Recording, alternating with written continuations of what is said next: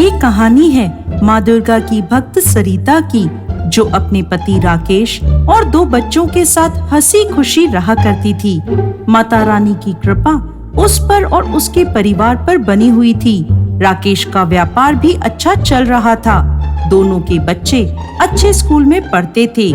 वो लोग एक खुशहाल जीवन जी रहे थे। सरिता, मैंने कमरे के टेबल पर तुम्हारे लिए कुछ पैसे रख दिए हैं। शाम को मैं जल्दी आऊंगा। तुम सब तैयार रहना, बाहर खाना खाने चलेंगे। राजेश, अभी 2 दिन पहले ही तो बाहर खाना खाने गए थे। बच्चों के एग्जाम्स हैं, लेट हो जाता है। मैं घर पर ही कुछ अच्छा सा बना दूंगी। अच्छा, तो तुम ऐसा करना, घर पर कुछ मत बनाना। मैं आते समय बाहर से ही खाना ले आऊंगा। शाम को राजेश खुशी खुशी खाना लेकर घर वापस आता है। सरिता कहाँ हो तुम? जल्दी बाहर आओ। आ रही हूँ। क्या हुआ राजेश, बहुत खुश नजर आ रहे हो? बात ही कुछ ऐसी है। सबसे पहले तुम मुंह मीठा करो, ये लो। अब बताओ भी, क्या बात है? किस बात से तुम इतने खुश हो? मैं तुम्हें क्या बताऊं सरिता, आज मुझे एक बहुत बड़ी उपलब्धि हासिल हुई है। मेरे बिजनेस में मैं एक बहुत बड़े ऑर्डर का इंतजार कर रहा था। आज वो ऑर्डर मुझे मिल गया है और इसके बाद तुम देखना, मेरी कंपनी का नाम बुलंदियों पर होगा। मैं बहुत खुश हूँ सरिता, बहुत खुश हूँ। अरे वाह राजेश, ये तो बहुत अच्छी खबर है। सब माता रानी की कृपा से हुआ है। बस इसी तरह माता का आशीर्वाद हमारे परिवार पर बना रहे। जय माँ शेरावाली। हाँ सरिता, बिल्कुल सही कहा तुमने। कल सुबह सबसे पहले माँ दुर्गा के मंदिर जाकर प्रसाद चढ़ाकर आएंगे। राजेश और सरिता का परिवार एक खुशहाल जिंदगी जी रहा था, इस बात से अनजान कि उनकी खुशियों को बहुत जल्दी नजर लगने वाली थी। अगले दिन राजेश के ऑफिस में इंटरव्यू देने ऋतु आई। मे आई कम इन सर? आइए। सर, आपके यहाँ मैं सेक्रेटरी की पोस्ट के लिए इंटरव्यू देने आई हूँ। मुझे इस काम का 5 साल का एक्सपीरियंस है। राजेश ने ऋतु को देखते ही काम पर रख लिया। अब धीरे धीरे राजेश और ऋतु करीब आने लगे। वो ज्यादा से ज्यादा समय एक दूसरे के साथ बिताने लगे।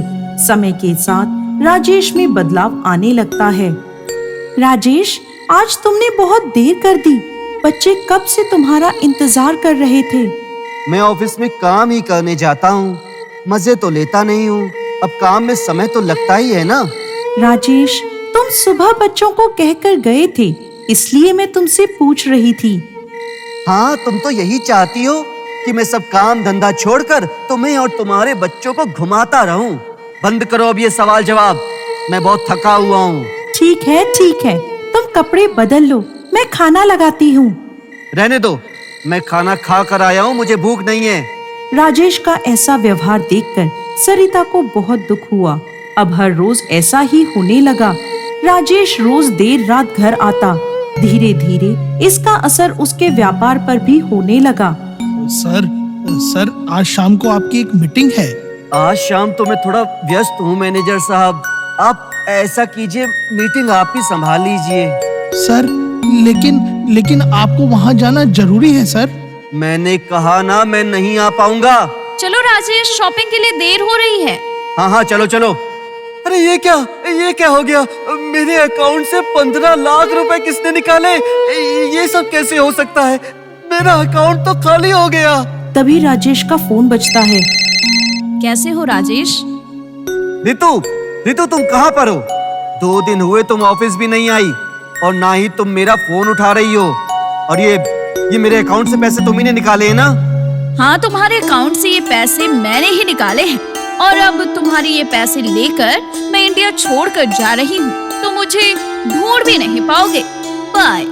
हे भगवान, अब ये क्या हो गया? अब मैं क्या करूँगा भगवान? मैं तो बर्बाद हो गया।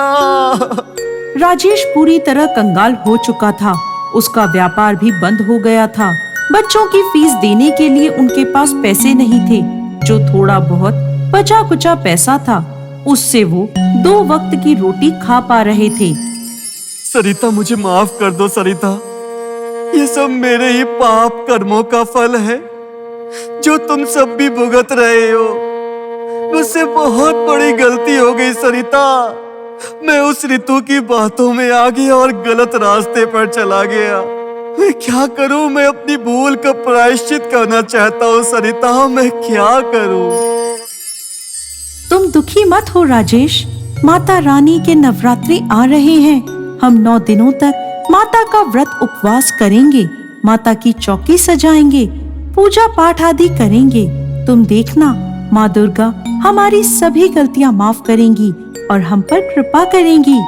घट स्थापना का दिन आया तो राजेश माता की एक मूर्ति घर लेकर आया। सरिता ने मूर्ति की स्थापना कर दी। जैसे ही राजेश पूजा का सामान लेकर वहां पहुंचा तो उसे ठोकर लगी और वह गिर गया।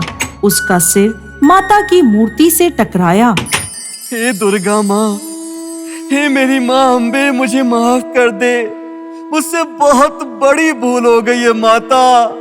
मैं अपनी गलती का प्रायश्चित करना चाहता हूँ माता। मुझे माफ कर दो माता। मैं गलत राह पर चला गया था। मेरी भूल के लिए मुझे माफ कर दो माता, माफ कर दो। तभी अचानक राजेश को लगा जैसे उसके सामने साक्षात माँ दुर्गा खड़ी हैं और उसे आशीर्वाद दे रही हैं। सरिता, सरिता ये देखो, साक्षात माँ दुर्गा मेरे सामने खड़ी हैं। साक्षात माँ अम्बे हमारे घर में आई है और हमें आशीर्वाद दे रही है। जय माँ दुर्गा, जय माँ अम्बे। हे माँ दुर्गा, हमारी भूल माफ कर दें। हम राह भटक गए थे माता। आप अंतर्यामी हैं, आप ममतामय माता हैं। हमारी भूल माफ कर दे माँ। इस तरह वह दोनों माता के पूरे 9 दिनों के नवरात्रों के व्रत रखते हैं। नौमी के दिन राजेश के पास पुलिस चौकी से फोन आता है कि ऋतु पकड़ी गई। राजेश दौड़ा दौड़ा पुलिस स्टेशन पहुंचता है। राजेश जी, ये वही ऋतु है जिसने आपके पैसे चुराए थे और हमने इसको पकड़ लिया। सरिया आपको कहाँ मिली? ये अपने साथियों के साथ देश छोड़कर भागने की तैयारी कर रही थी, तभी हमने इसको पकड़ लिया। आपको ये जानकर हैरानी होगी, इसने आपके जैसे कई व्यापारियों को ठगा है। सर मेरे पैसे? हाँ, इसने हमें बता दिया है कि सारे पैसे इसने कहाँ रखे थे। 2 दिन में आपको आपके पैसे मिल जाएंगे। राजेश खुशी खुशी घर वापस आता है और सरिता को सारी बात बताता है। वो दोनों माँ दुर्गा के आगे हाथ जोड़कर खड़े हो जाते हैं और माता रानी की जय जयकार करते हैं। जय माँ दुर्गा।